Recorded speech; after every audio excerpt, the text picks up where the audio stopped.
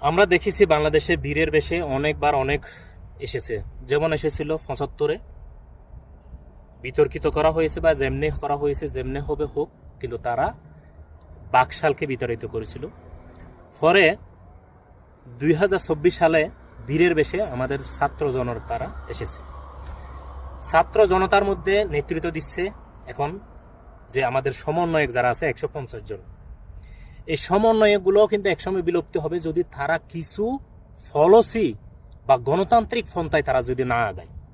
গণতান্ত্রিক পন্থা হচ্ছে তাদেরকে যে জেলা পর্যায়ের যে সমন্বয়কগুলো আছে ১৫০ জন হোক বা ৫০ জন হোক বা ৫০ জন ১০ জন যেগুলো হোক, তাদের সাথে রীতিমতো বৈঠক করে এবং ভার্চুয়ালি হোক ফিজিক্যালি হোক তাদের সাথে পরামর্শ করে প্রত্যেকটা ডিসিশন নিতে হবে।